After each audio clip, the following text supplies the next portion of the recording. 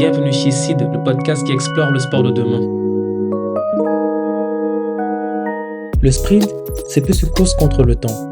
C'est une discipline de précision, un engagement total, une quête de dépassement. Mais que se passe-t-il quand une athlète décide d'élargir sa ligne d'arrivée pour porter un combat plus grand? Notre invitée du jour, Ayodele Ikwesan, sprinteuse de haut niveau et adjointe au maire du 18e arrondissement de Paris, a toujours couru pour la performance mais aussi pour les autres. À travers son engagement, elle milite pour une meilleure prise en charge des sportifs, que ce soit en matière de santé, suivi médical et de reconversion. Avec elle, on parlera de la réalité du sport de haut niveau, des défis que rencontrent les athlètes, du rôle clé de la technologie et de la data dans la gestion de la performance et ainsi que de l'après-carrière. Préparez-vous à un échange inspirant aux passions du sport rime avec engagement et innovation.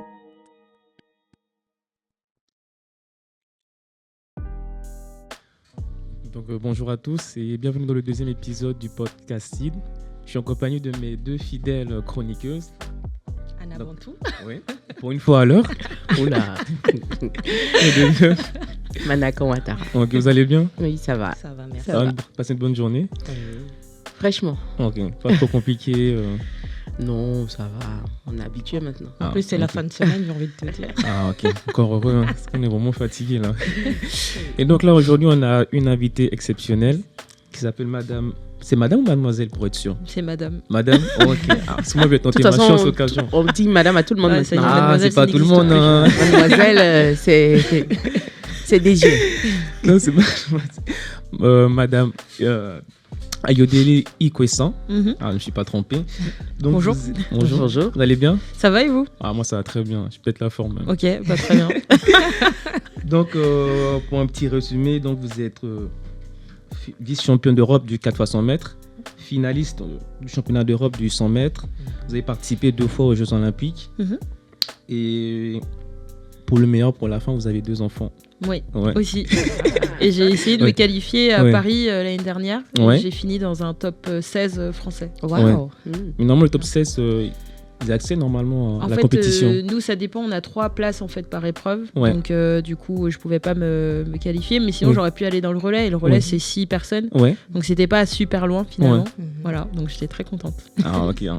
Bah, dommage, sinon on aurait pu voir la télé. Ça aurait été bien. Après, je peux toujours faire des compètes encore. Hein, donc, mais justement, je c'est veux quoi dire. l'actualité? Parce que j'ai vu récemment. En fait, je vois pas vraiment vos actualités sur. vous me suivez pas? Si. Après, malheureusement, je suis pas à tous les sports parce que, bon, avec le travail et l'école, c'est un peu compliqué. Mais en fait, j'ai pas de mise à jour par rapport à vos actualités. C'est ça le problème. Mm. Ouais. Donc, est-ce que vous nous en parlez un peu plus de cela? Du coup, l'année dernière, l'objectif c'était les JO où je me suis pas qualifiée, mais j'ai fait une très belle saison. Entre-temps, je me suis quand même bien reposée parce que c'était quand même très intense. Parce que en plus de mon parcours de sportive, j'ai des engagements locaux à la mairie du 18e, aussi à la commission des athlètes du comité olympique. Et je suis aussi consultante dans tous les sujets de conduite du changement et notamment sur les aspects humains des transformations en entreprise. Donc des semaines bien chargées et maintenant du coup je reprends avec des objectifs plus modestes de faire des compétitions de master et surtout j'ai envie de faire une grosse fête pour une retraite pour ma retraite internationale sportive ma retraite sportive de ma carrière internationale d'ici l'été. D'ici l'été? Ouais. Ah si, justement je voulais vous parler du championnat. Il y avait un truc, c'est qu'il y avait les championnats du monde, je crois, à Tokyo. À Tokyo, oui. À Tokyo, mais je crois que c'est en octobre. C'est en septembre. En septembre. Tombe tard encore. Je vais me demander si ça allait participer au cas où la compétition. Pour une dernière. Ouais, non. Danse. En plus, je sais pas si vous avez vu, mais ils ont durci les minima. Donc, en gros, ils espèrent envoyer quasiment personne. Donc, nous, sur le 100 mètres, les minima, il faut faire 10 secondes 96. Je crois que la dernière qui a fait ça, c'était Christine Aron, Muriel Urtis. Elles sont 4 françaises à avoir fait moins de 11, je crois. Donc, grosso modo, ils veulent envoyer personne sur le 100 mètres. Donc m'entraîner super dur pour pas y aller, c'est pas la peine. Mais non, mais après l'athlétisme, c'est un sport qui est génial, mais qui est très dur aussi.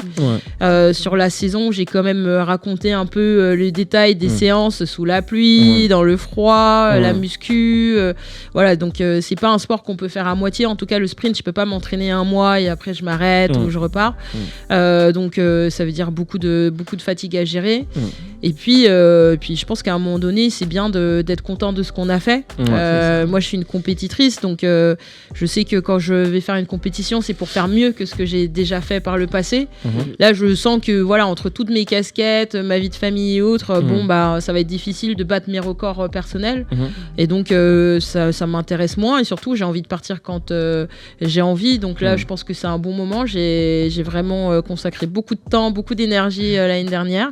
Et donc là, j'ai envie de continuer pour me faire plaisir. Bon, après, je dis ça quand j'arrive sur un stade et que je suis en séance, je suis tout de suite très concentrée. Mais forcément. Mais voilà, mettre un peu plus de légèreté dans la pratique sportive, ça peut être pas mal. Franchement, en tout cas, c'est déjà un très beau parcours déjà que vous avez pu atteindre. Déjà, les objectifs que j'avais, le résumé au fait que j'ai recité, je pense que c'est déjà énorme. Il n'y a pas beaucoup d'athlètes qui atteignent ce niveau, surtout le haut niveau, on sait que c'est vraiment très compliqué. Et moi, je vais vous demander par rapport à l'athlétisme et dans d'autres disciplines, est-ce que c'est plus corsé ou c'est moins corsé? Par exemple que le football ou le handball, le volleyball?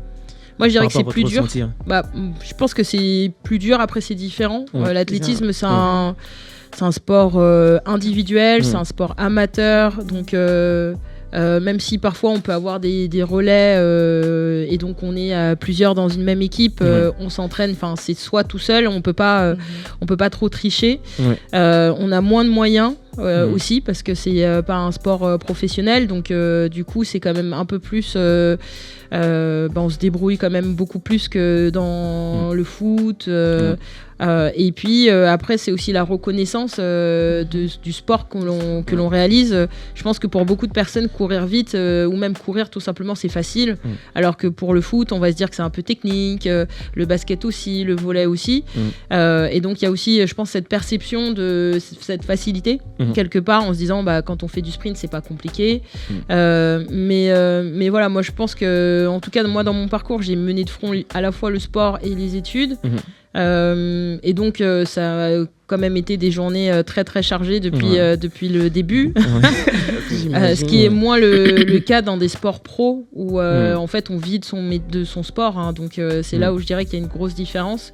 Après, en termes d'expertise, pour atteindre le haut niveau, que ce soit dans n'importe quel sport, ça demande beaucoup de travail, beaucoup d'engagement, de détermination aussi. Donc je dirais que sur ces aspects-là, c'est différent. Okay. Mais quand vous dites c'est pas un sport professionnel, c'est en termes de statut ou il n'est pas encore reconnu?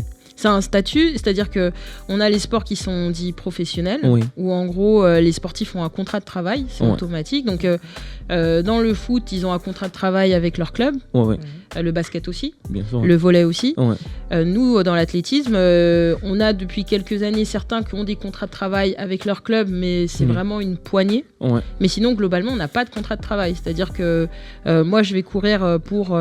moi, mon club, par exemple, d'origine, c'est Championnet Sport. Je vais courir pour Championnet Sport. J'ai pas de contrat de travail avec Championnet Sport. Donc, du coup, mes revenus mensuels vont dépendre de ce que je vais pouvoir négocier avec un sponsor ou avec potentiellement un employeur. Mais je n'ai pas de contrat de travail lié à ma pratique sportive. D'accord, donc vous êtes considérés comme des agents libres alors? Comme des amateurs. Ah, comme des amateurs, carrément. Ah oui. Même en allant au JO, pareil. Est-ce que c'est symptomatique de la France ou c'est comme ça partout ailleurs? Je dirais que c'est quand même assez symptomatique de la France. Après, l'athlétisme, c'est un sport considéré comme étant amateur à l'échelle internationale, mais après, il y a aussi des dispositifs qui sont différents selon les pays. Nous, en France, on est, je dirais pas le pire, mais c'est vrai que dans d'autres pays, on voit qu'il y a vraiment une volonté d'accompagner les sportifs, donc ils sont soit fonctionnaires, soit dans la police, soit dans la gendarmerie. Enfin, en fait, ils ont tous un contrat de travail qui les lie avec un organisme de l'État, en gros. Là où nous, c'est quand même du cas par cas, et donc grosso modo, on est quand même plus précaire. Mais donc, vas-y, pardon. Y a-t-il une lutte actuellement justement pour mettre en évidence cette discrimination-là, actuellement sur le territoire national? Alors, est-ce qu'il y a une lutte? C'est une bonne question. Moi, j'ai pris plusieurs fois la parole, en tout cas, pour un peu déconstruire le mythe que les gens peuvent avoir sur les sportifs de haut niveau. Parce que je pense aussi qu'il y a tout un travail qui qui se fait progressivement aussi au sein des sportifs, parce que par le passé, il fallait montrer un sportif très fort, courageux, et surtout pas rentrer dans le détail de ce que vivent les sportifs. Et là, on commence à en parler. Par exemple, on commence à parler de santé mentale. Avant, le sportif de haut niveau, il fallait surtout pas qu'il explique qu'il avait fait une dépression. Il y a quand même un fort pourcentage de sportifs qui sont dépressifs. Enfin, c'est dépressif, il faut quand même le savoir. Et donc, on porte de plus en plus ces sujets. Il reste que ça reste des sujets aussi un peu politiques, et que le sportif, en fait, il a... je vais pas faire de généralité, mais tout le monde n'est pas très à l'aise avec l'idée d'avoir un positionnement politique sur ces différents sujets. Moi, je pense que c'est important, parce qu'en fait, on est quand même sur des réalités. Moi, je dis que on a quand même une grosse majorité des sportifs de haut niveau qui sont des travailleurs précaires, des travailleurs pauvres. Et en fait, un travailleur pauvre, on lui reproche pas de travailler avec une entreprise qui les maltraite. On défend un peu les droits des travailleurs, et donc je pense que c'est un parallèle qu'on peut faire. Donc c'est quand même des sujets qui reviennent plus. Je pense qu'il y a aussi l'épisode des Jeux Olympiques et des Jeux Paralympiques qui représente un gros mouvement aussi dans le monde du sport, parce que on a eu ces dernières années des sportifs qui ont été mieux accompagnés. C'était quand même beaucoup plus facile de trouver des entreprises prêtes à aider pour les Jeux Olympiques et Paralympiques, pour pouvoir aussi surfer un peu sur cette vague médiatique.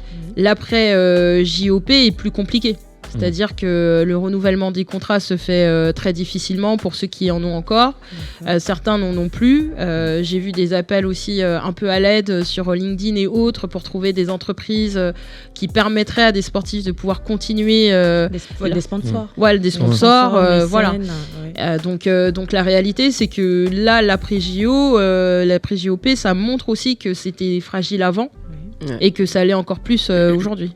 Mais justement, par rapport à cela, vu que vous avez évoqué le sujet des manques de moyens dans le sport, j'ai vu qu'il y avait eu une réduction des budgets de l'État par rapport à cela. Mais pourquoi, en fait? Pourquoi vu que les Jeux sont très bien déroulés, et moi j'ai vu les athlètes français se donner à fond, et donc on ne comprend pas pourquoi il y a une baisse des budgets. C'est dû à quoi?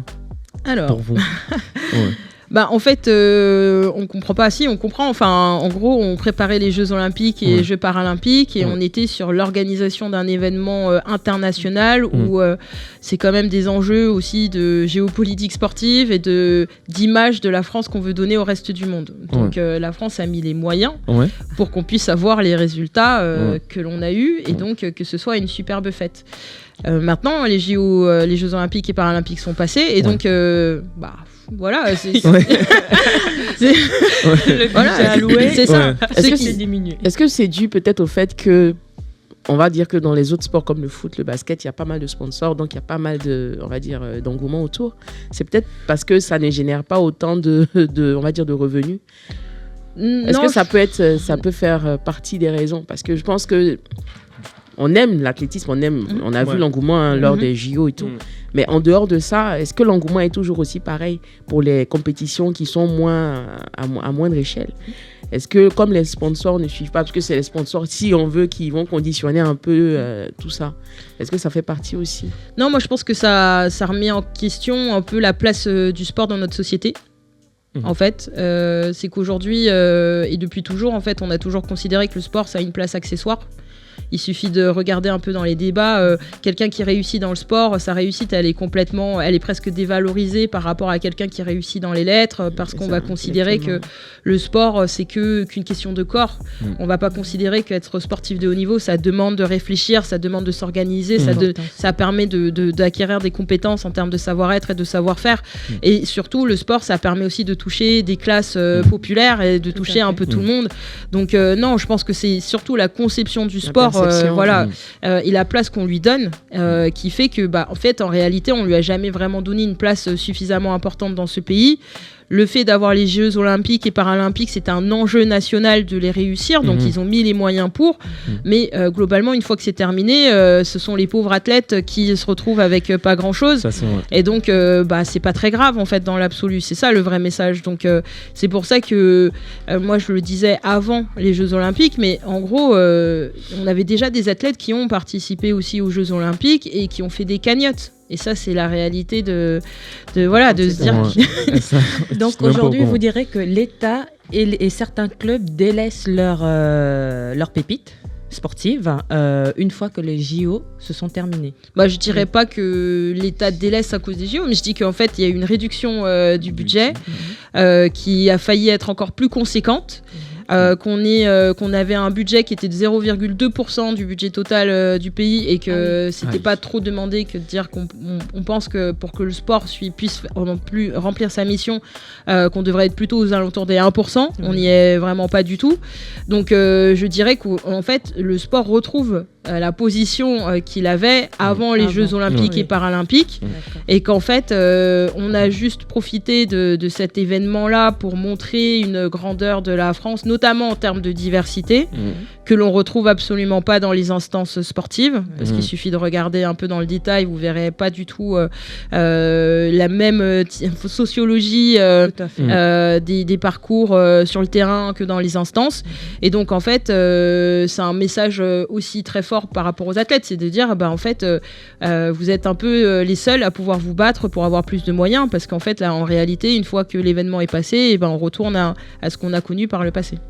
Alors si tu permets Lionel, moi avant qu'on entre encore plus en profondeur dans le sujet, il y a une question qui me tient à cœur. Comment vous en êtes arrivé à commencer l'athlétisme? Parce que pour nous, on vous voit déjà, voilà, mais je me dis qu'il y a une petite histoire derrière. Pourquoi particulièrement le sprint? Pourquoi qu'est-ce qui vous a mené à ça? Parce que j'ai cru comprendre que vous avez fait sport-études dans ce que vous avez dit. Ah non, même pas. Ah, même pas? Non. Donc vous avez fait le sport, c'est-à-dire que vous êtes débrouillé de votre côté. Bravo. Donc je disais, moi je suis quelqu'un... C'est d'autant plus dur. Justement. Moi, c'est vrai que j'ai, on va dire, une admiration particulière pour les marathoniens, mais j'estime que ce sport-là, l'athlétisme, il y a beaucoup de résilience dedans, une concentration mais folle. Je sais pas comment on arrive, je sais pas si j'arriverai un jour, mais franchement j'aimerais savoir comment vous avez commencé et vraiment qu'est-ce qui vous a apporté pendant toutes ces années-là. Alors moi j'ai commencé un peu, je dirais presque par hasard. En gros je faisais, donc moi j'ai grandi dans le 18e, donc si vous connaissez, plutôt du côté de Marcadet-Poissonnier, donc pas très loin de Château-Rouge, tout ça. Et donc dans ce coin-là, il n'y a pas de stade à proximité, si ce n'est à la porte de Clignancourt et porte des Poissonniers. Et donc je faisais plus du basket, du volley, mais bon, c'était pas extraordinaire. Après c'est vrai qu'en primaire moi j'adorais courir un peu dans la cour, mais un peu comme tout le monde, comme tout le monde je sais pas, mais moi j'adorais et puis j'aimais bien prendre les virages, mais j'avais pas de club d'athlétisme à proximité. Et en fait on a déménagé à la porte de Saint-Ouen, toujours dans le 18e, et en face du collège de mon frère donc se trouvait le club Championnet Sport. Et donc, c'est là qu'on a découvert l'offre d'athlétisme avec un tout petit stade de 266 mètres juste à côté où on pouvait faire de l'école d'athlétisme. Donc, c'est comme ça que j'ai commencé. Et après, pourquoi le sprint? En fait, j'ai touché à tout. Franchement, j'ai même fait des crosses. Je le dis en rigolant parce que je déteste les footings. Et qu'il y a peu de chances que vous me voyiez un jour devenir marathonienne. Parce que ça m'intéresse vraiment pas du tout. Ah ouais? Vraiment pas. Donc j'ai fait un peu de tout. On avait une super école d'athlé. Donc on faisait du sprint, des sauts, des épreuves combinées, des crosses, enfin voilà. Après moi j'adorais la vitesse. J'avais pas forcément un super départ, mais j'adorais rattraper les gens et puis les doubler. Donc ça vraiment c'était quelque chose que j'appréciais beaucoup. Dans cette école d'athlé, on avait beaucoup d'enfants du quartier et en fait c'est vrai qu'au départ quand j'ai fait de l'athlétisme, il n'y avait pas du tout d'ambition de compétition. C'était plus un moment où on se retrouvait entre camarades du quartier, parce qu'en fait, on n'était pas nécessairement tous dans les mêmes écoles. Et en fait, j'ai commencé à gagner des médailles. Déjà en benjamine, même dans les épreuves, même les crosses, tout ça, j'étais pas trop mal classée. Et en fait, j'aimais beaucoup. Voilà, on avait une compétition à Paris, c'est Paris-Bruxelles, par exemple. Donc, on allait à Bruxelles, affronter la ville de Bruxelles. Moi, j'avais été capitaine en Benjamin, je crois, en minime aussi. Et en fait, j'ai commencé comme ça. Donc j'ai commencé comme ça. Et après, au fur et à mesure, déjà, moi, j'aimais beaucoup. C'était un peu c'était un moment de liberté, le sport.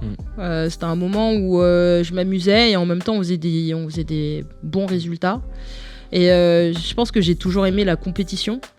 Et surtout, je pense que moi, à la base, j'étais plutôt une fille dans ses livres, en fait. Pas tellement sportive. Enfin, je dis ça, mais en fait, c'est pas très vrai parce que je suis d'histoire. Dans ma perception, en tout cas. Et... Toutes les questions de perception. Voilà, c'est qu'une question de perception. Et du coup, en fait, au fur et à mesure, donc, je commence à gagner les championnats de Paris, les championnats les régionaux, les championnats d'Île-de-France. Et puis après, on arrive aux championnats de France. Et donc, je faisais partie des meilleures aussi françaises. Donc, je gagne ou je fais deuxième ou des choses comme ça. Et en fait, au fur et à mesure, moi, je continue un peu mon petit bonhomme de chemin, mais jamais en me disant que je vais faire les jeux ou quoi que ce soit. Je me souviens en cadette, j'avais fait... ils avaient annoncé que Paris avait perdu pour 2012. Et mon entraîneur de l'époque m'avait dit, c'est pas grave, tu feras Londres en 2012. Et puis bon, moi, j'avais rigolé. Enfin, je m'étais mise à rire en disant... je sais pas de quoi il me parle, pourquoi est-ce qu'il me parle des Jeux Olympiques. Et en fait, par contre, c'est vrai qu'en termes de rigueur, j'étais déjà très rigoureux, c'est-à-dire que je ne ratais pas de séances d'entraînement, je faisais attention à ce que je mangeais. C'était quand même à l'époque où je mangeais plein de légumes et où je faisais pas encore des régimes, mais bon, dans la famille, ils se demandaient pourquoi je mangeais pas beaucoup. Et en fait, ça s'est fait vraiment progressivement. Après, donc moi j'ai pas eu d'aménagement de sport-études. Il y avait pas de format de ce type à proximité. Et par contre pour mes parents, le plus important c'était les études. Donc, du coup, c'est obligatoire. Donc en fait, en gros, tant que les études ça allait, je pouvais faire mon sport tranquille. Et si les études ça allait pas, j'aurais pas pu continuer à faire mon sport. Et donc c'est comme ça que petit à petit, en fait, je suis arrivée à du haut niveau, mais ça veut dire que progressivement on a augmenté un peu les charges d'entraînement, que on a rajouté de la musculation, et c'est vrai que du coup c'est un rythme de vie qui est complètement différent, c'est-à-dire que moi le soir j'étais au stade. Si j'étais pas au stade, j'étais chez moi. Le week-end, je suis en compétition. Je suis pas en train de partir en vacances quand je veux. Mais c'est avant tout une passion aussi que j'ai. Donc, donc pour moi, ça a toujours été, ça n'a jamais été une contrainte en fait de faire tout ça. Et après, c'est vrai que le fait de concilier les études, le sport. Et je me suis amusée à faire un peu, à repenser un peu à tout ce que je faisais avant. Mais en fait, je faisais sport au collège. Je faisais donc la chorale, je faisais atelier échec, atelier compte et l'école.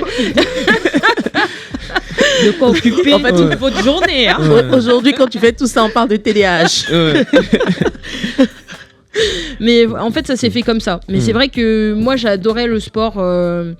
J'adorais regarder à la télévision. Je l'ai dit, j'ai grandi dans le 18e, mais en fait, on était à l'époque, c'était les espèces d'appartements tout petits. Donc en fait, les enfants, on les met tous au sport parce que quelque part, c'est la seule activité en plein air. Et libre aussi. Voilà, c'est ça. Tout à fait. Donc naturellement, j'ai fait du sport pour ça.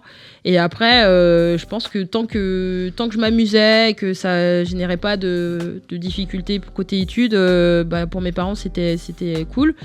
Et après, c'est vraiment le haut niveau, quoi. On découvre le haut niveau à partir des premières années seniors. Moi, du coup, en 2008, c'est ma grosse sélection en senior aux Jeux Olympiques à Pékin.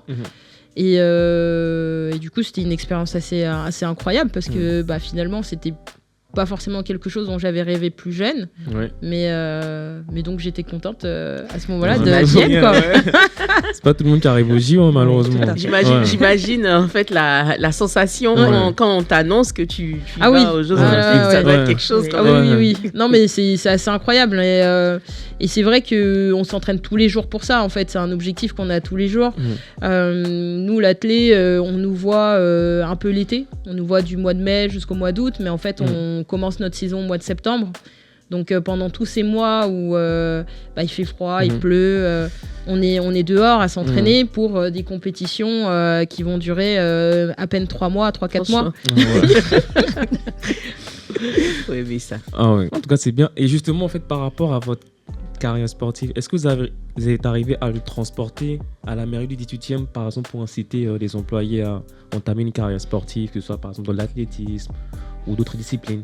Alors, est-ce que j'ai réussi? Je ne sais pas. Non, mais en fait, déjà, moi, mon engagement, il vient de ce que je vous ai dit. Donc, les différentes prises de parole que j'ai pu avoir là depuis quelques années, finalement, sur le sport en France et sur ce que rencontrent les sportifs et les sportives de haut niveau.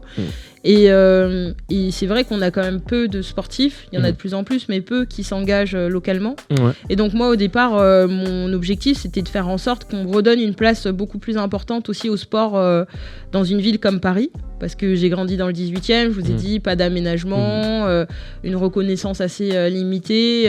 Donc comment est-ce qu'on s'engage pour que ça bouge? Donc moi, c'est vraiment ce qui m'a motivé en tout cas à y aller. Et dans la mairie du 18e, donc moi je suis en charge de la santé et de la réduction des risques. Et donc c'est vrai que c'est une autre approche que celle du sport de compétition, mais néanmoins c'est vraiment tous les sujets de sport-santé, comment est-ce qu'on travaille avec les professionnels de santé, notamment sur l'installation, sur améliorer le parcours de soins, sur effectivement l'activité physique adaptée, sur tous les sujets aussi de santé mentale. Donc moi, c'est des sujets qui me passionnent en fait, même en dehors du sport. Et donc, l'idée, c'est de travailler de manière beaucoup plus intelligente, collective, ensemble, pour faire en sorte que le parcours il soit plus fluide possible pour les habitants du 18e. Et donc après, là, on espère prochainement avoir une maison sport-santé qui sera donc à la frontière entre le 17 et le 18e. D'accord. Pour justement continuer un peu toutes ces actions de sport-santé, notamment avec un gros focus pour les femmes, parce que souvent, en fait, nous, en tout cas dans notre arrondissement, on voit que celles qui pratiquent moins, c'est quand même les femmes, et d'autant plus quand elles sont mamans. Et moi, je m'en suis aussi rendu compte post-maternité que, déjà, on n'était pas suivi par notre fédération, mais alors quand on est maman, c'est catastrophique, et qu'il y avait énormément de mamans qui avaient mal partout. Et du coup, c'est quelque chose qui m'interpelle de me dire en fait, on a nos enfants qui courent dans tous les sens et on a mal partout. C'est vrai. Et donc c'est important de dire que prendre soin de soi c'est nécessaire et que c'est pas trahir son rôle familial. Donc c'est aussi par des actions comme celle-ci qu'on fait un peu bouger ces mentalités là. D'accord. Justement, c'est le prochain sujet qu'on allait aborder, c'était la santé. Moi, est-ce qu'il y a des outils que vous utilisez par exemple pour prévenir la gestion des risques, que ce soit par exemple en termes de santé physique ou mentale? Alors nous, on n'utilise pas d'éléments d'outils particuliers, non, parce que après moi je suis élue à la ville, donc du coup j'ai un rôle un peu particulier. Nous, l'élu est là aussi pour donner un peu des orientations politiques, des visions, des projets. Après c'est plutôt au niveau des administrations que ça se fait. Sur le domaine de la santé, ça va être plutôt tout ce qui est autour de l'APA, donc avec des éducateurs physiques qui vont suivre en gros le parcours, la condition physique des personnes qui viennent sur site. Ça va être aussi plutôt du suivi médical en fait, s'assurer qu'il y a un vrai suivi chez un généraliste, sur le volet de la santé mentale aussi. Mais on n'utilise pas nécessairement, en tout cas moi, pas directement. Après peut-être qu'au sein des différentes directions, que ce soit la direction de la santé publique ou de la direction de la jeunesse et des sports, qu'ils utilisaient des outils à disposition pour mieux suivre. Après, il y a parfois aussi des diagnostics, d'analyse, que ce soit sur l'impact social, que peuvent avoir certaines associations. Ça aussi, c'est des choses qui peuvent être mises en place. Allez, je te pose la question. Donc, justement, on parlait de santé, ça revient un peu, ce sera reformulé autrement. Donc, pensez-vous justement que le sport de haut niveau prenne suffisamment en compte justement la santé mentale des athlètes ou des sportifs? Ah, c'est bon, c'est répondu. Je pense qu'elle avait souligné un peu tout à l'heure. Elle a dit tu as dit tout à l'heure que ça commence. Oui, ça commence. Non, c'est de mieux en mieux. Mais faut quand même se dire que c'est pas quelque chose qui est. C'est pas une priorité. Voilà, c'est pas quelque chose qui est récurrent et qu'on va retrouver chez tout le monde. On est quand même passé d'un sujet qui était très stigmatisé à un sujet que l'on comprend un peu plus. Parce que notamment, on a des grands champions qui ont parlé de ces aspects-là et qui disent ouvertement qu'ils sont accompagnés depuis de nombreuses années, comme un Teddy Riner, comme un Michael Phelps, comme une Simone Biles qui s'est mise en retrait parce qu'elle avait besoin à un moment donné. Donc, on commence à en parler, mais aujourd'hui, c'est quand même le sportif qui va s'entourer d'un psychologue ou d'un spécialiste pour adresser ces sujets-là. Donc je dirais pas que le sport de haute performance prenne en compte ces aspects-là. En tout cas, ça va pas de soi. Mais aujourd'hui, le fait d'en parler beaucoup plus et qu'il y ait aussi des sportifs, et c'est pour ça que je disais qu'il y a aussi une évolution sur les sportifs et les sportives, sur comment est-ce qu'on en parle et comment est-ce qu'on parle de nos vécus.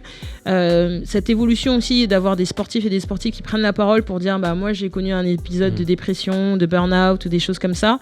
Ça permet aussi de sensibiliser à ces sujets-là. D'accord. Et justement, quand ces sportifs se retrouvent en phase de rupture brutale, soit parce qu'ils ont des problèmes de santé, ou alors parce que c'est la fin de leur carrière, comment est-ce que vous procédez pour les accompagner? Comment est-ce que vous procédez? Quels sont les il a dit, vous avez dit, vous n'avez pas vraiment d'outils, mais du coup, étant donné que vous êtes une élue quand même, vous portez plusieurs casquettes. Donc, nous, à la ville de Paris, je vais essayer de pas. Je suis pas sûre que ce soit un sujet qui soit porté par qui que ce soit sur la reconversion des sportifs de haut niveau et notamment la mise en place d'un dispositif de santé qui puisse accompagner vers une fin de carrière psychologiquement en tout cas. Je sais qu'il y a des initiatives là qui commencent à être lancées notamment au niveau de l'INSEP pour justement suivre sur le plan physique et mental la fin de carrière. Donc c'est tout récent. C'est vraiment tout récent. Voilà, c'est tout récent. Vous pouvez le dater de quelle année approximativement? Là, cette année, je viens de... 2025. Je viens de voir un appel à candidature de sportifs de haut niveau qui sont à l'INSEP, qui voudraient bénéficier de cet accompagnement. Et donc, c'est tout récent. En tout cas, que ce soit porté par une institution. Étant donné que c'est l'INSEE, là, elle va sélectionner via l'appel à candidature, des personnes... C'est bien précis, c'est des personnes qui sont, comment est-ce que je peux dire, volontaires, mais là c'est dans le but d'élaborer des statistiques. Est-ce que vous direz que ces statistiques-là sont vraiment pertinentes? Parce que c'est sur un échantillon de personnes, je rappelle. Est-ce que c'est représentatif? Oui, voilà.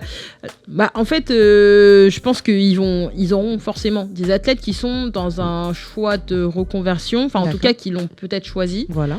Il peut y avoir aussi des sportifs qui sont contraints et qui ont besoin d'être accompagnés. Après, c'est vrai que c'est limité parce que c'est l'INSEP là qui propose ce dispositif. Moi, je le trouve intéressant dans un sens parce que jusqu'à présent, c'est pas quelque chose auquel, c'est pas en tout cas un format dont on a entendu parler nous les sportifs. Ça mériterait d'être généralisé parce que la réalité, c'est qu'un sportif de haut niveau en fin de carrière, il est souvent tout seul.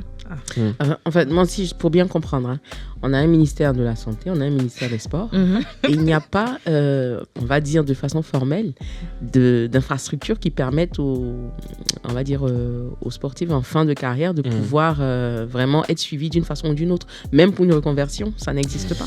En fait, on est censé être suivi par nos fédérations. D'accord. Donc, en fait, on est censé, dans chacune de nos fédérations, avoir des référents du suivi socio-professionnel. D'accord. Maintenant, chaque fédération fonctionne un peu. Certaines fonctionnent très bien, d'autres absolument pas. Vous avez des exemples de fédérations qui fonctionnent très bien? C'est une bonne question. Je ne sais pas. Non, mais disons que par exemple, pour les sports pro, c'est aussi différent parce que sur la reconversion, enfin déjà pendant la carrière, ils ont un salaire, ils ont des contrats de travail, donc ils cotisent à la retraite. Donc généralement, quand ils veulent faire une reconversion, il y a la possibilité de partir travailler dans un club professionnel et donc d'avoir des responsabilités plus fortes dans un club, dans une institution.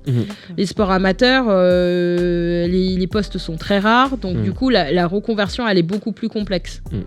Moi je dirais que par exemple, en tout cas dans mon cas, comme ça personne ne peut attaquer qui que ce soit, je n'ai pas bénéficié d'un suivi socio-pro pendant, quasiment absolument pas, et après non plus.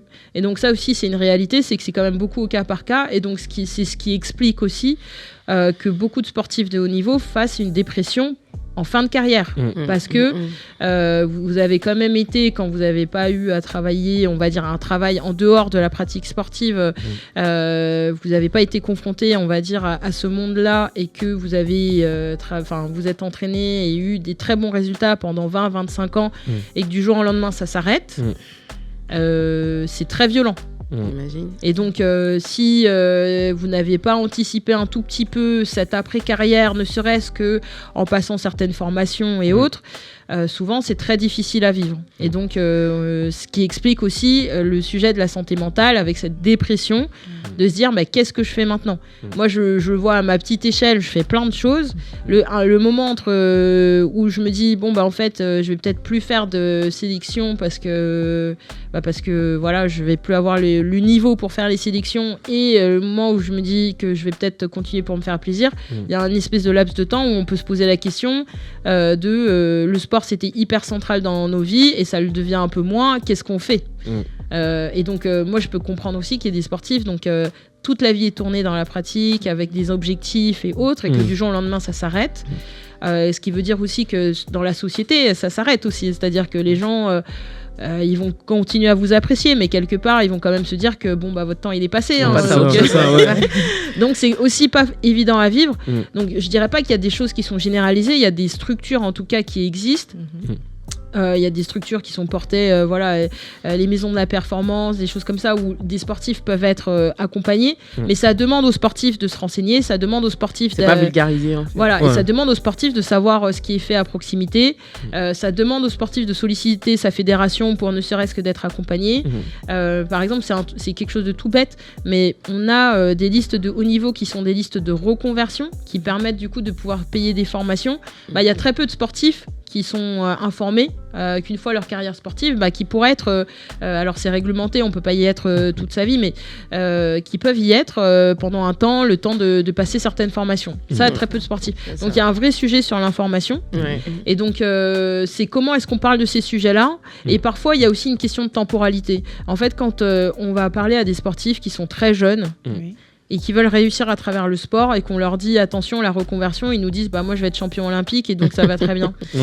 Et en fait une carrière d'athlète, mine de rien ça paraît long, mais ça passe aussi très vite, ça peut passer très très vite. Ça c'est vrai. Et donc c'est aussi important, même si on est très jeune, d'avoir en tête l'après. En somme, vos parents ont eu raison d'insister pour les études. Oui, en fait, des fois, je me dis, moi, j'ai jamais reproché quoi que ce soit. Mais c'est vrai qu'il y a eu un moment où je me suis dit, est-ce qu'il aurait fallu se mettre à 300% dans le sport? Mais en fait, la réalité, c'est que c'est tellement précaire que... Voilà, moi, c'était mon parcours, il a été comme ça. Et aujourd'hui, ce que je fais, c'est aussi grâce à mon parcours. Donc, quelque part... j'ai eu une très belle carrière et j'ai aussi une belle carrière professionnelle où je fais des choses qui me plaisent et qui ont du sens.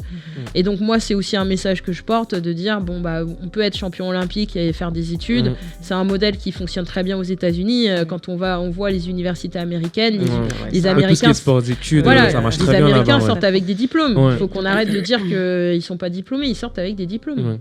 Et ils ont des très bons résultats. Justement, ton intérêt pour la santé physique et mentale, est-ce que ça vient d'une expérience on va dire, peut-être traumatisante que tu as vécu durant ta carrière, ou c'est juste, ça est devenu juste à l'idée comme ça? Une évidence qui s'est posée. Un constat, une évidence. C'est une évidence qui s'est posée. En fait, moi, il y a eu un moment où, en gros, je me suis posé un peu la question de comment se passaient mes saisons sportives. De s'il y avait, si certaines choses pouvaient être un peu améliorées, en tout cas, en termes de parcours. Et puis, c'est vrai qu'autour de moi, on commençait à parler un peu de santé mentale, d'aller voir un psy, pour optimiser les choses. Donc, du coup, moi, comme je suis un peu curieuse, je voulais un peu creuser cet aspect-là. Parce que culturellement, aller voir un psy, on va dire, c'est pas un truc qui se fait, en fait. Ouais, c'est vrai. Donc, mais par contre, voilà, moi j'y suis allée plutôt dans une logique de peut-être que ça peut m'aider à mieux performer, à être plus équilibrée. Et je trouve que ça a été vraiment nécessaire. Parce que, nécessaire, moi ça fait du coup depuis presque 10 ans que je suis suivie, je sais pas si c'est le bon terme, mais en tout cas, que je travaille en tout cas sur moi avec un psy. Et je trouve que c'est très riche, en tout cas. Moi, ça me permet d'équilibrer un peu mes différentes casquettes. Ça me permet aussi ça m'a permis très sincèrement de revenir sur l'année dernière, parce qu'en termes d'énergie, il fallait quand même cadrer et caler un certain nombre de paramètres, et puis il y avait un certain nombre de personnes aussi autour de ce projet qu'il fallait mettre en mouvement autour de cette préparation. Et moi, je pense que c'est nécessaire. Voilà, moi, je pense que dans le haut niveau, on va pousser son corps à des limites, et c'est bien d'avoir justement d'être très vigilant sur sa santé mentale, de pouvoir bien anticiper et bien savoir quand il faut se reposer, de pas être dans une espèce de course où on s'arrête jamais et à la fin on explose. Et ça, c'est aussi le risque du haut niveau. Et donc c'est pour ça que moi, quand tout le monde parle de performance et de surperformance, voilà, il faut faire attention à être, en tout cas, il faut être vigilant sur les points que l'on aborde quand on parle de performance, et parfois trop de performance, ce n'est pas bon non plus. Aussi, ouais. Donc voilà, parce qu'on en parle très peu, mais parfois on peut aussi avoir des sportifs qui vont tomber dans du dopage ou dans des choses comme ça, ou dans des pratiques addictives. Donc il faut être aussi la santé mentale, c'est pour moi un élément presque central de la performance d'un sportif. Je comprends. Bon, là, normalement, dans l'une des parties, tu avais évoqué au fait l'intérêt au niveau des femmes, au niveau de la gestion de santé des risques, etc., et même dans le sport. Et par exemple, pour des personnes en situation de handicap, est-ce qu'il y a un petit projet autour d'eux?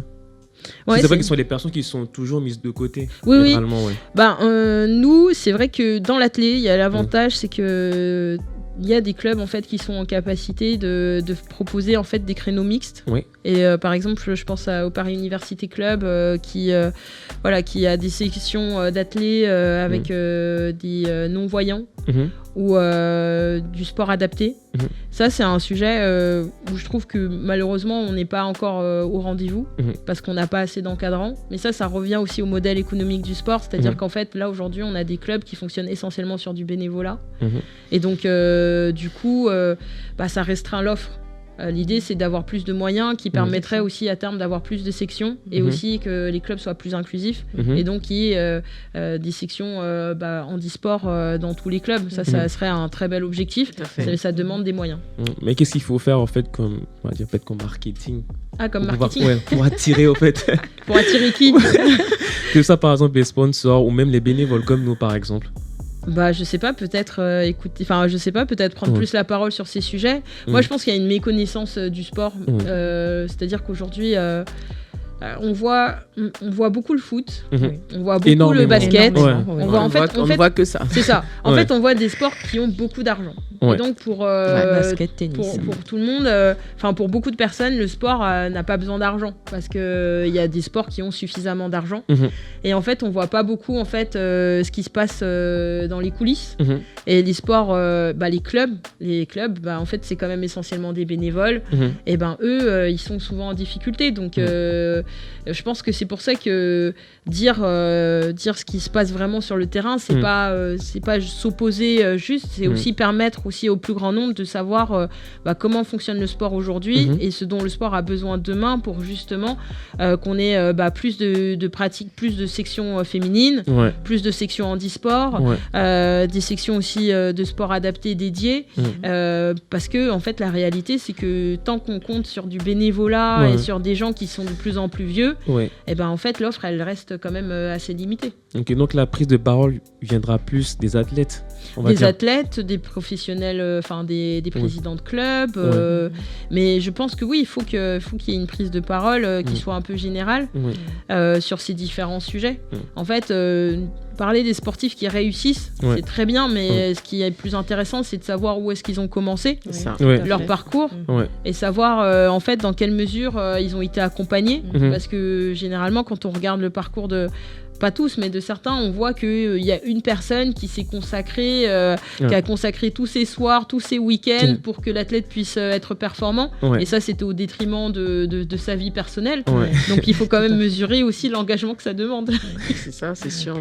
En tout cas, quand tu vois même l'exemple des Williams et de leur père, c'est vraiment un engagement de tout moment. Il n'avait pas les moyens nécessaires, mais il s'est donné les moyens.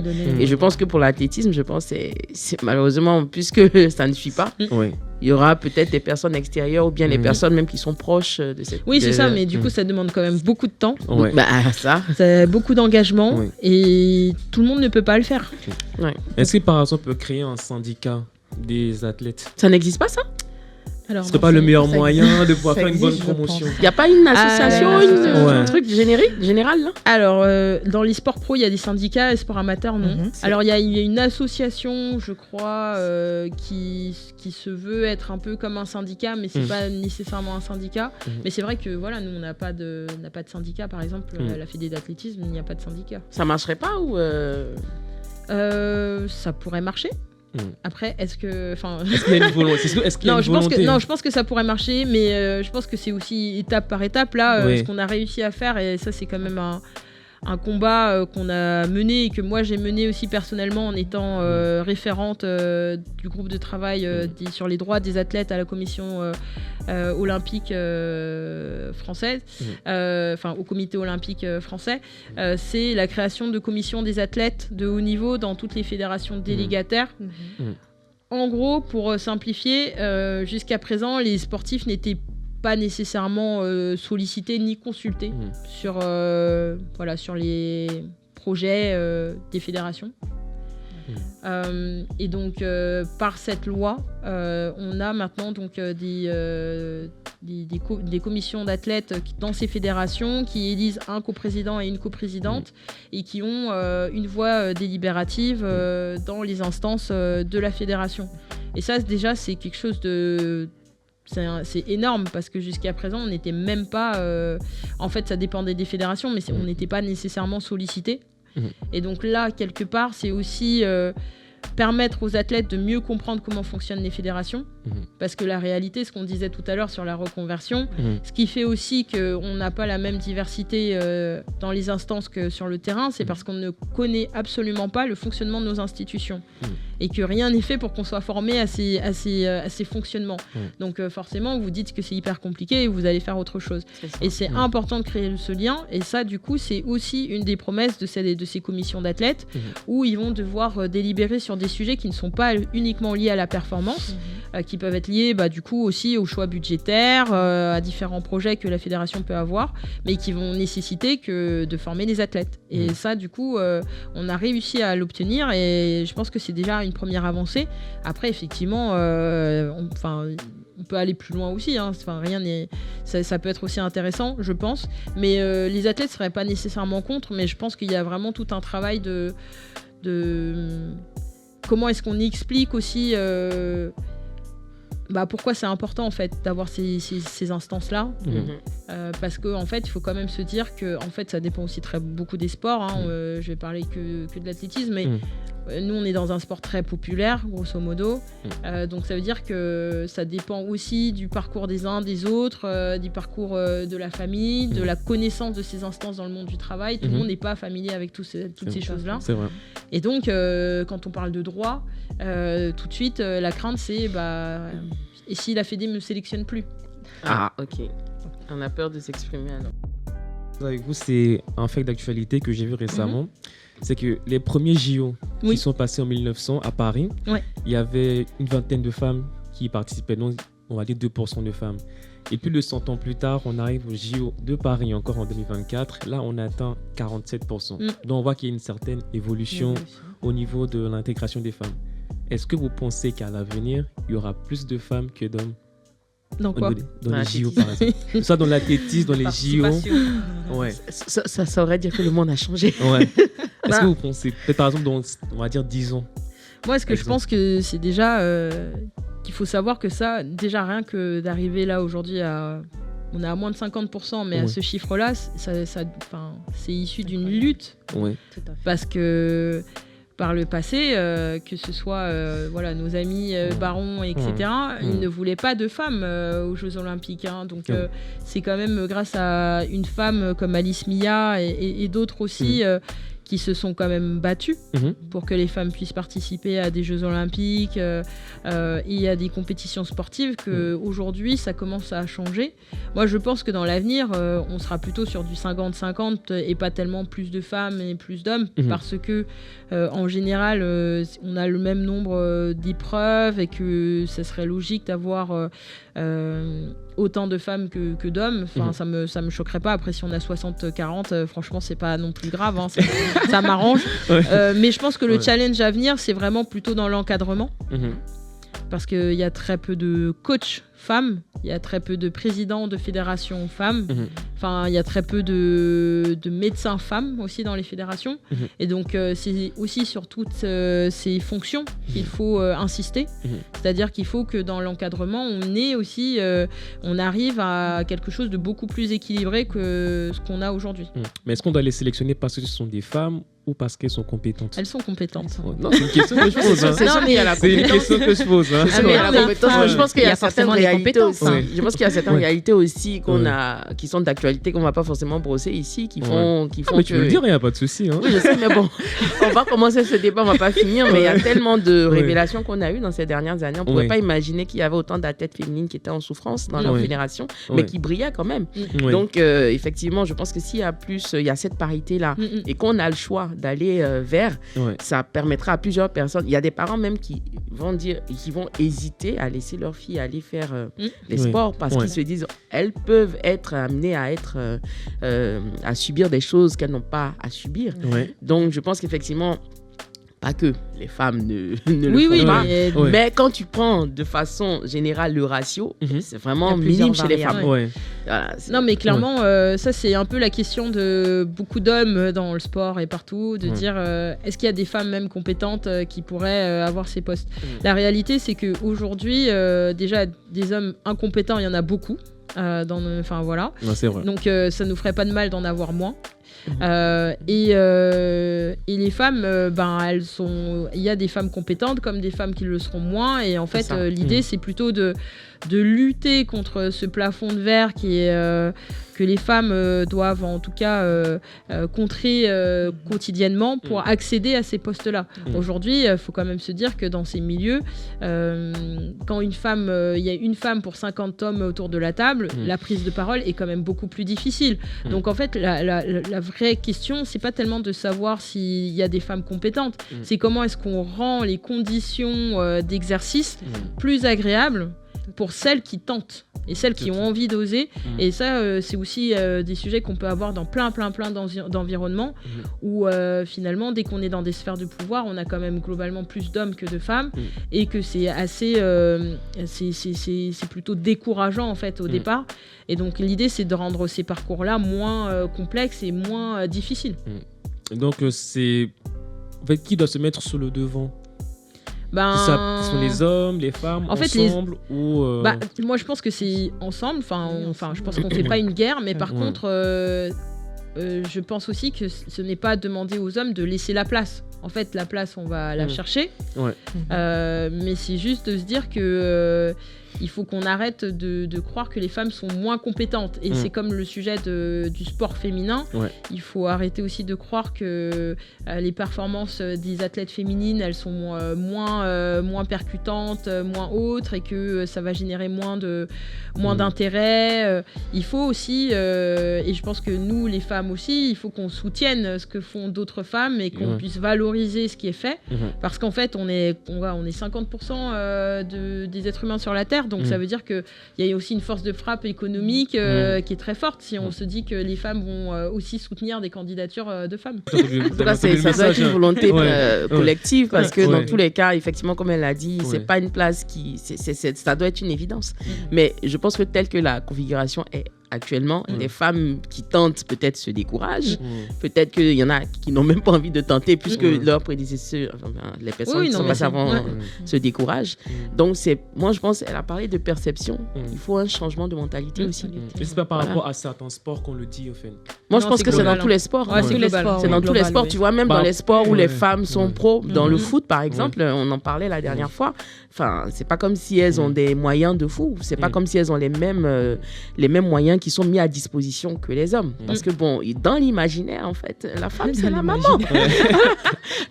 Elle parlait de femmes enceintes, athlètes qui sont quasiment même pas prises en compte. Déjà même en tant qu'athlète femme, mais qui sont mises sur le banc de touche. Donc j'imagine que si déjà même pour ça, c'est un peu compliqué. Enfin, en tout cas, moi, je pense que c'est une volonté collective qui doit être prise. Et aussi, vraiment, les mentalités doivent évoluer. Et ça, c'est tout un travail d'éducation. Justement, tu as parlé des femmes enceintes. Je vais te poser la question personnellement. Quand une femme est enceinte, est-ce qu'il arrive que des fédérations peuvent, on va dire, rompre son contrat? Je sais que généralement, je pense que c'était bien auparavant, il y avait en fait ce phénomène-là où les femmes ne devaient pas tomber enceintes. Là, maintenant, ça dépend par exemple beaucoup des clubs en fait, et des clauses dans le contrat. Il y a des clubs qui conservent l'athlète, enfin la sportive enceinte dans l'effectif, et d'autres qui, en tout cas jusqu'à pas très longtemps, ne le faisaient pas. Donc il n'y a pas de cas. Enfin, c'est là du coup, c'est du cas par cas. C'est du cas par cas. Il n'y a pas de législation en la matière. En fait, le droit du travail prévaut, c'est-à-dire que par exemple, justement, si vous êtes dans un contrat, vous avez un contrat. En fait, la difficulté, c'est que au moment où vous accouchez, par exemple, dans le foot, si vous avez un contrat de 3 ans, donc vous êtes suivi dans le contrat de 3 ans, une fois que le contrat se termine, ils ne sont pas obligés de vous renouveler parce que vous avez... Et donc en fait, ça joue sur ça. Quand vous n'avez pas de contrat, c'est simple, c'est même pas encadré.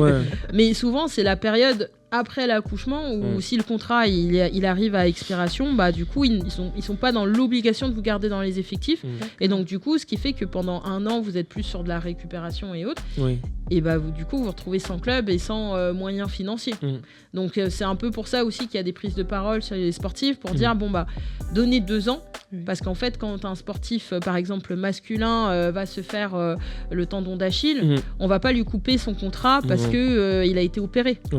On va le garder, on va l'accompagner, et en fait, en termes de délai, d'éloignement des terrains, on est quasiment dans les mêmes eaux.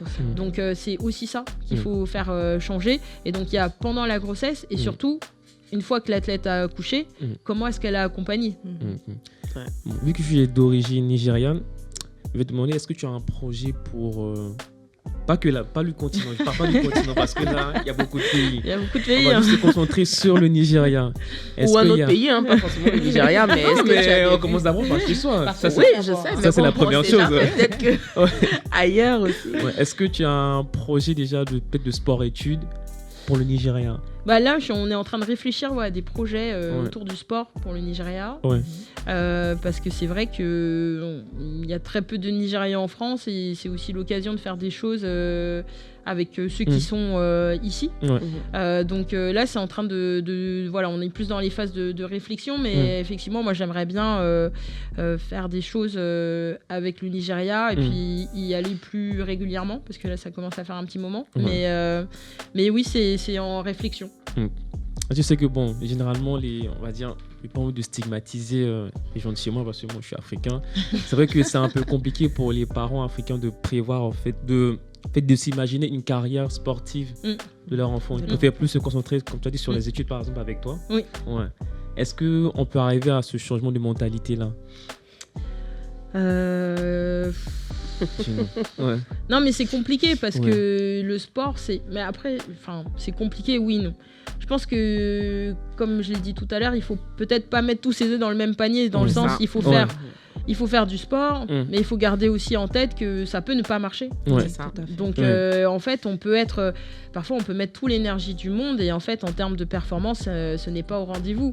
Et c'est pas parce qu'on a mal fait quelque chose, c'est que on n'a peut-être pas soit le niveau, soit les qualités, soit l'intensité, soit même le bon entraîneur. Donc, c'est très aléatoire. Donc, moi, je dirais, c'est important de se dire qu'ils peuvent réussir dans le sport, mais c'est important aussi de garder le côté études à côté, parce que ça permet aussi, si le sport ça marche pas, de pouvoir avoir son bagage. Autrement. Et puis, si le sport marche et que, tant mieux. Comme ça, c'est plus positif. Mais je pense que c'est important de se dire ça. Et on peut parler du sport comme on peut parler de la musique, comme on peut parler de l'art ou des choses comme ça. Et de se dire, en fait, c'est important quand même d'avoir un peu une sécurité. Et puis, ça permet aussi d'avoir moins de pression pour se faire plaisir aussi dans l'activité, dans la passion qu'on a. C'est vrai que c'est un peu plus compliqué avec l'athlétisme. Parce que pour le foot, on va dire, c'est très général. Mais par rapport à l'athlétisme... Mais même le foot, il ne faut pas croire. Entre toutes les personnes sur Terre là, qui font du foot et ceux qui finissent en équipe nationale, franchement, le taux de conversion, il est très faible. Très faible. Il est très très faible. Après, ça fait plus rêver parce qu'on se dit, regardez, tous les clubs, il y a plus de chances. C'est ça. Mais entre tous ceux qui ont été dans les centres de formation et tous ceux qui ont vraiment réussi... Il y a quand même beaucoup qui n'ont pas réussi dans le sens de jouer en équipe nationale. Donc c'est pareil pour le foot. Et justement, je pense que c'est même plus dur dans le foot quand on ne réussit pas, quand toute la famille a mis ses espoirs dans la carrière de quelqu'un. Qui en fait va s'arrêter après le centre de formation. C'est ça. Non, après il y a aussi, on va dire, les clubs amateurs ou semi-pro, ça peut passer. Oui, ça peut passer. On parle de là, on vivre parle de carrière. Ça. On parle de carrière professionnelle. De toute façon, même s'ils vivent de ça, à un moment donné, ils vont arrêter. Et puis, en termes de... Il va falloir penser aussi à la reconversion. Donc, on en revient quand même à qu'est-ce que vont faire les sportifs après. En tout cas, je te remercie d'être venu. Merci à vous. Beaucoup. En tout cas, on a aimé le parcours, tout ce que tu as fait. Et aussi, de souhaiter une bonne retraite. Bientôt. On avance déjà. Oui. Moi, je vais faire une grande fête. J'en ai assez de voir des sportifs qui mettent des photos en noir et blanc pour annoncer leur... c'est vrai, au moment où il y a encore la vitalité. Non, c'est trop. C'est bon, c'est pas la fin du monde. C'est un autre chapitre, mais faut profiter de ce qu'on a fait. Et tu sais déjà comment tu vas organiser ça? Ça sera ici ou bien au Nigeria? Ah non, ce sera ici. Ça sera ici. Non, mais j'aimerais bien le faire autour d'un stade et de faire une compétition qui sera ouverte à tout le monde avec des vrais starters pour que tout le monde puisse s'essayer. Ce sera quoi, du 100 mètres? Du 100 mètres ou même un relais. Et puis avec un espèce de goûter ou un buffet, un truc comme ça. Il y aura des récompenses. Il y aura des médailles à la fin. Franchement, je peux m'arranger pour qu'il y ait des médailles. On peut faire ça. Comme ça, tout le monde a une médaille et puis on se fait une grosse photo de famille. Ça sera pas mal. En tout cas, moi, j'ai participé. Oui, avec plaisir. Mais est-ce que tu as déjà couru? J'ai commencé là, je vais m'entraîner. Est-ce que tu penses à faire peut-être, puisque tu prends beaucoup la parole, des sortes de conférences autour de ces sujets-là qui seraient vraiment vulgarisés, qui passeraient vraiment dans les médias? Parce que je pense que tu es élu, donc tu as une voix qui porte. C'est ça. Et tu es dans le domaine, donc d'autant plus que je pense que ton exemple pourrait être créer des émules. C'est ça. Est-ce que tu penses à faire vraiment des conférences ou des événements vraiment de grande ampleur? Là j'y travaille pour essayer d'un peu structurer tout ce que je fais pour que ça soit un peu pas forcément plus cohérent, mais en tout cas plus lisible pour tout le monde, et effectivement mettre un peu plus en avant à la fois toutes les prises de parole et tous les engagements que je peux avoir sur ces différents sujets. Donc là j'y travaille activement, mais j'aimerais beaucoup pouvoir le faire. En tout cas, vu tout ce qu'on a dit, je pense que c'est très utile. Ça sera très utile. Ça sera destiné aux femmes, c'est bien ça, ou à tout le monde? À tout le monde. Non, aux sportifs en général. Je pense que tout le monde a besoin de ça, parce que c'est pas que les femmes qui sont en galère après tout ça, il y a les hommes aussi. En tout cas, je te remercie d'être venu. Merci beaucoup. En tout cas, c'était une très bonne expérience. Et si les gens sont intéressés, vous pouvez aller sur son LinkedIn, c'est Ikwesan Ayodele. J'ai bien dit, c'est ça. Ok, je vous remercie aussi les filles d'être venues. Merci. Bah, écoute, c'est toujours un plaisir. Ouais. Et puis on a appris beaucoup de choses aujourd'hui, en tout cas. Oui, surtout les dessous de tout ce qui est sport amateur qu'on ne nous dit pas forcément. Déjà, on ne savait pas que c'était sport amateur. On travaille comme des sports pros, mais sans le salaire, sans le contrat. Mais c'est vraiment incroyable de voir qu'il y a certains clubs qui ne financent pas et où il n'y a pas de suivi derrière et il n'y a pas de contrat. C'est vraiment incroyable d'avoir cette information pour le coup. Je pensais que l'ensemble des fédérations et clubs, justement, qu'il y avait des investissements sur les sportifs, sur leurs sportifs, mais en fait, non, pas du tout. Non. Mais dites-moi, petite question. Et le ministère du Sport et Jeunesse, vous avez fait des remontées Oui, on leur fait régulièrement des remontées. Ouais. Et il n'y a aucune action, aucune réaction de leur part. Mais en fait, c'est une volonté. C'est une volonté politique. Là, on a parlé de réduction du budget.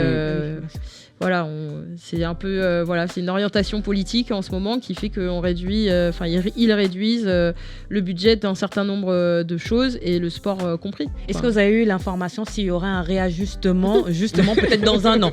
Ah non, je crois pas. Non, mais ça, elle peut pas avoir l'information. J'ai pas l'information, mais moi je pense. Mais que je ne crois pas je crois pas que ce soit dans les tuyaux. Moi, je pense que ce qui est important, c'est ce que Ayodele elle-même à son niveau va faire de façon personnelle pour apporter sa pierre à l'édifice. Suivez-moi partout. Ah bah oui, sur les réseaux. Moi, je veux pas rater la date de la fête, là. Je veux le goûter de 16h, là. Tu viens pour ça avec nous? Non, je viens pour le goûter. Ok, on se donne rendez-vous la prochaine fois pour un prochain épisode. D'ici là, portez-vous bien. Merci.